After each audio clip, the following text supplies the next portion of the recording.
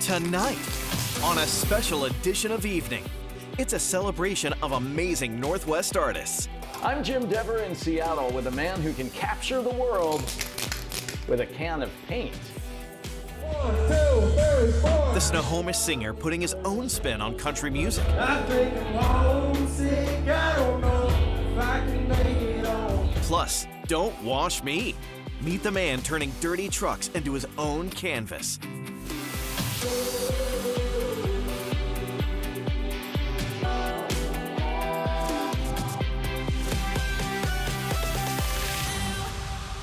Hello and welcome to Evening. I'm Jose Cedeño coming to you from White Center with a special show dedicated to local art.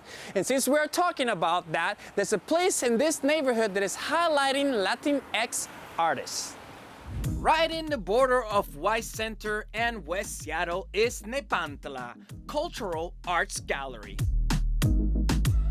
It's a multi-use, multicultural art space grounded in the Chicano Latinx art traditions. We wanted to create a space where not just youth, but also adults could come and create art free. Nepantla is an Aztec word that means the space in between. For example, being Mexican-American, I'm not Mexican enough for Mexico, I'm not American enough for America.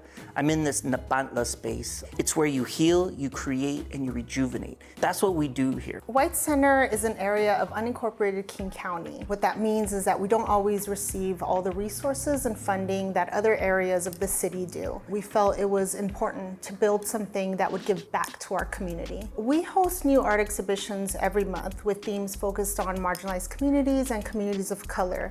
Representation matters. Artists can come into this gallery and not have to explain their art. You know, I was told my art was too ethnic, too gangster. I couldn't be doing art like that. Chicano art. One of the things that we really try to do here is make art an accessible experience.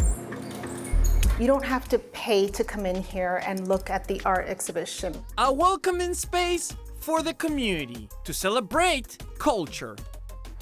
All right, Nepantla Cultural Arts Gallery is located here in Delbridge Way. Now, lately, a lot of musicians have made the transition to country music, like Beyonce with Cowboy Carter and my boy Post Malone with his new album, F1 Trillion. But there's a local musician that's been at it for more than a decade, and all that hard work is now getting some attention. Here's Jim. 1, 2, 3, 4. When Antoine Tyler started playing the music he loved on stage, he was curious about one thing. So as I was stepping into the country genre, which is predominantly a white genre and whatnot, are people gonna really like this hip hop kind of saucy twang that I have to some of my songs? Or are they gonna be like, this isn't country? He's finding his answer in this full house at the Oxford Saloon in Snohomish, his hometown. This up-and-coming country artist was born in Tacoma and raised by adoptive parents, mostly here in the Northwest. I've got my jacket on and that chain around my neck. He's breaking the barriers of both country and hip-hop with music that reflects a powerful mashup of influences, from Johnny Cash to Tupac, with roots firmly planted right here in Washington. Grew up in that 360, just another ranch down the road, heading up that highway too. His latest single, Homesick, is blowing up on streaming channels and social media. You know, I mentioned grew up in that 360. So many people around here love that lyric because you just don't hear that anywhere. That's in music, you just don't hear it that often. You know, I love how those mountains are blue. You know, that's part of the reason as to why I love Washington so much.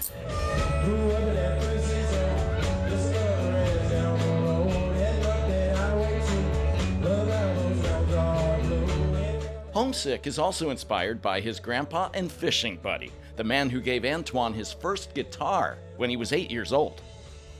He's like the reason why I'm pushing for this music thing. I know that he would be so proud to see myself, and especially tonight, my dad and my brother-in-law out here all sharing the stage tonight. That's Antoine's dad playing harmonica during his son's set. As I think to the future, the impact that I want to make is I want to be able to inspire anyone and everyone that listens to my music. I think I'm homesick, I don't know if I can make it home.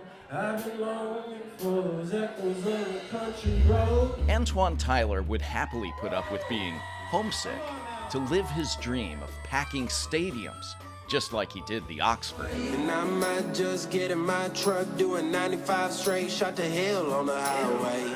And introducing the rest of the country to his brand of country, born in the Pacific Northwest. It's all new to me, and I'm really just taking the bull by its horns.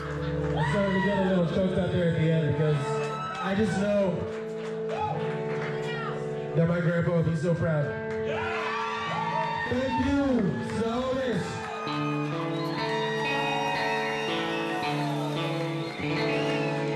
Thank you, Jim. You can check out his latest album on Spotify and Apple Music. Now let's talk about Lee Oskar, the founding member of a funk band from the 70s, because Saint told us that he has more talents than just music.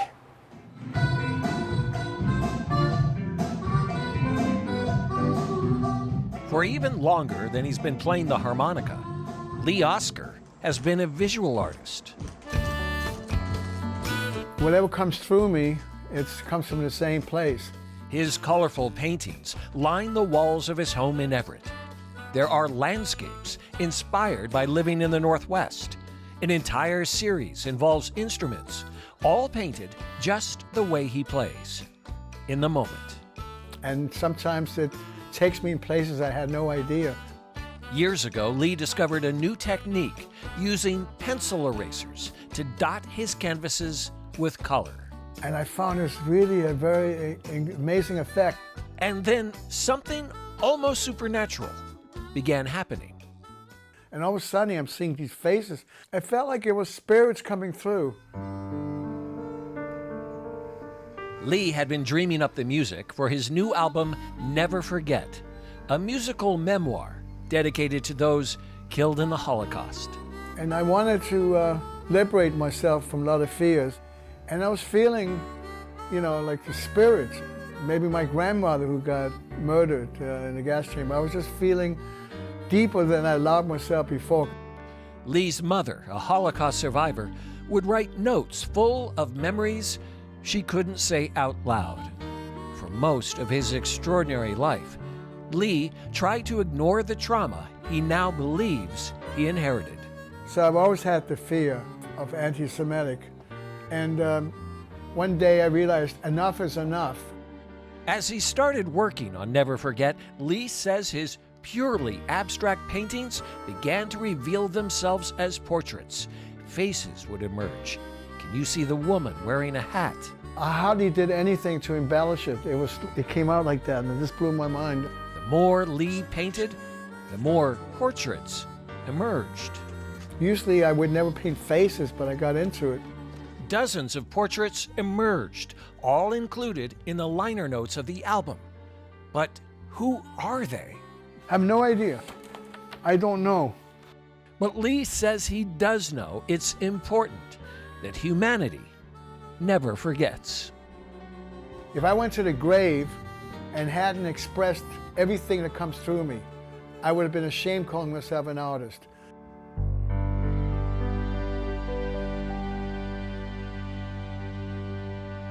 Thank you, Jim, and you can also find Lee's artwork in the cover of his new album titled She Said Mahalo. Still to come, the Seattle artist who uses spray paint in a mind-blowing way. Plus, it just makes people happy to see it driving around. The man turning dirty trucks into works of art. Local stories make a difference. With the power to enrich lives, strengthen communities, and make us smile. Evening is made possible by Primera Blue Cross. Primera Blue Cross, always in your corner. Welcome back to this special edition of Evening from the colorful neighborhood of White Center. Now, when you think about art that comes from a spray paint, you think about murals and you think about graffiti. But there's an artist that is taking it to the next level, layer by layer. Here's Jim. Joseph Steininger sees the world in its many layers. He paints it that way, too. A lot of it was very trial and error. The Seattle artist recreates vibrant urban landscapes. Every piece is based off of a photo I've taken somewhere. Using spray paint on wood. Spray paint was never intended to be an artistic medium. It had like a very industrial purpose. Extremely toxic. The paint brings eye-popping flair, but can't be toned down or tinted. Because you can't mix spray paint, so you're stuck with very strict palettes. Every shadow, every shade, every nuance of color must be added separately, layer by layer by layer. A lot of planning. He admired the work of other stencil artists who used 2 or 3 colors. I knew how I would improve it. But decided to take it up a notch. Well, what if I did 20 layers? Which means this painter is really more of a stencil maker. 95%, I would say, of my time is just cutting small holes in paper. He spends countless hours in the studio, carefully creating the individual layers needed for every hue. Typically 18 to 24 stencils. I'll know how they are going to be layered. I'll know where all my overlaps are. I know the order they'll be sprayed in, and I know what colors they're going to be. It's so process oriented that it gets to a point where, as long as I follow these steps, my outcome should be what I'm expecting. So it just has to be perfectly lined up. The finished product can look almost like a photo, which leaves some viewers baffled. So they'll see the painting and they'll be like, oh, this is really cool. And then they'll read the label and they'll be like, spray paint? And they're like, what do you mean this is made with spray paint? His work has been shown everywhere, from the Seattle Art Museum to New York and the Netherlands. All over.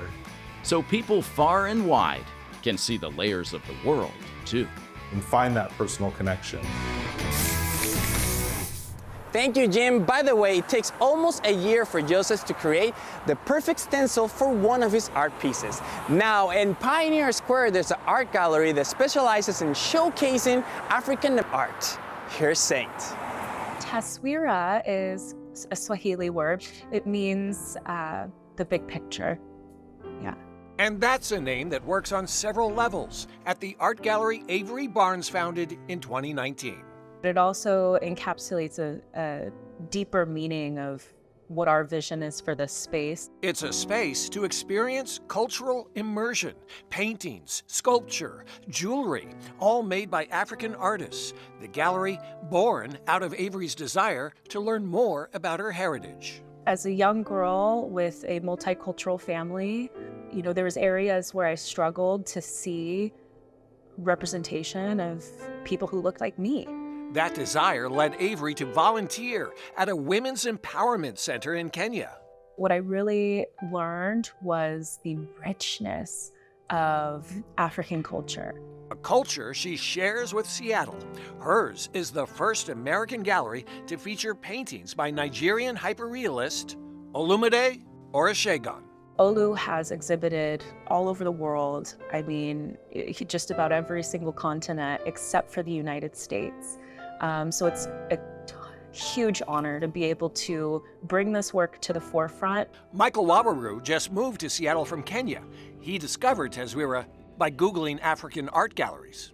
And I'm new here, when you are new to a place, you need somewhere to start. Michael's paintings, including this zebra portrait, are all for sale at a gallery that doubles as an event space. It's all part of the big picture. Thank you, Saint. The art gallery is located on Occidental Avenue near Lumenfield and King Street. Coming up, the Northwest artist creating handmade pottery so popular, people wait over a year to get it.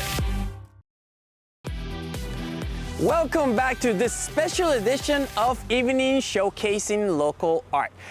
Talents and persistence can pay off in a big way. That's exactly what happened to an artist in West Seattle. Here's Jim.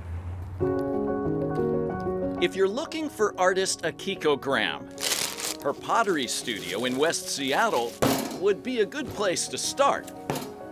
I never worked for somebody. I worked for some people, like maybe 10 months, 2 months, things like that. Akiko's journey to becoming one of the most sought-after potters in Seattle began more than 30 years ago. when she started taking night classes at a local school. I thought, oh, maybe I would like to make something like this. I want to do something like this. I started to make pottery at home, because that way I can practice a lot. Impressed with her work, her teacher encouraged her to sell her creations at the Fremont Sunday Market. It was really hard to sell pottery. People, especially like market, I think a lot of people go to market and they will just look around and, oh, maybe I'm coming back. Instead of waiting for customers, Akiko began bringing her handmade pottery to local restaurants with the hope they would be interested in buying her wares. It was really hard first time because they think, oh, handmade pottery, do they break? But her persistence paid off. Restaurants all over began buying her work. Right now, I have few restaurants, or several, in Seattle, some in San Francisco. But Akiko hasn't just gained popularity in restaurants. The demand for her work has crossed over to the public too, where customers are willing to wait over a year just to get their hands on her one-of-a-kind pieces. I think I'm not good at it yet. I make it perfect for my kind of perfect. I think everybody's perfection is different. So. What started as a hobby has grown into a thriving business. Akiko Graham has no plans to take her hands off the wheel. I feel like pottery came to me. That's what I feel.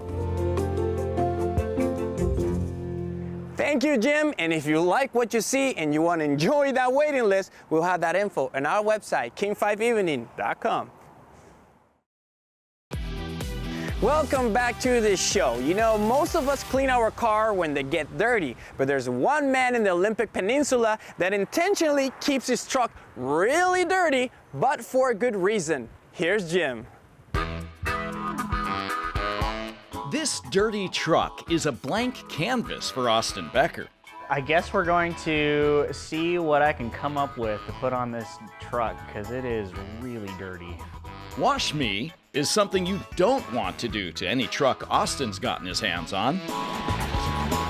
When he's not hauling doors and windows for Carl's Building Supply in Port Hadlock, he's making masterpieces on his lunch break.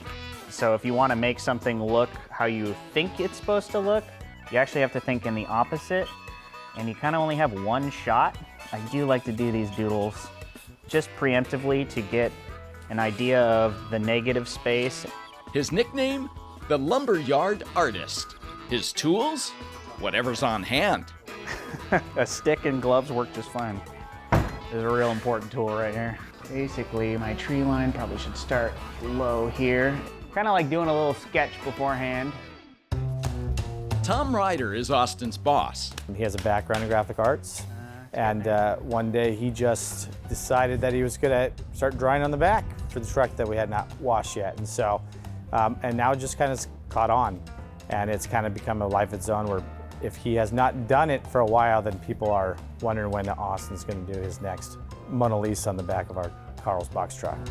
Star Wars droids, the Grinch, and the Jurassic Park logo are just a few of Austin's masterpieces. Washington is a very good dirty car maker.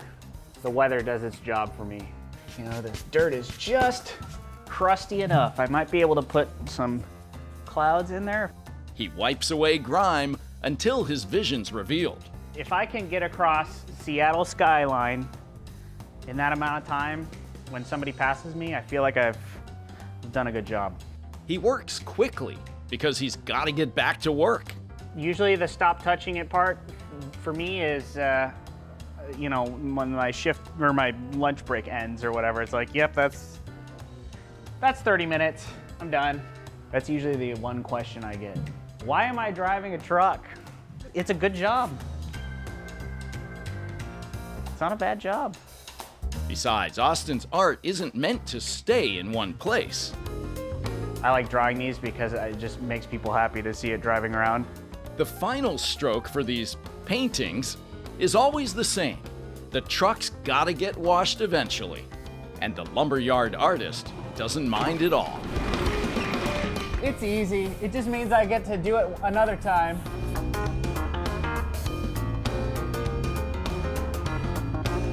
Thank you, Jim. And by the way, you can check out Austin's dirty truck artwork on the road, so be on the lookout. That does it for me for tonight, but thank you for watching, and remember, art is good for the soul. I'm gonna check out this Salvadorian bakery.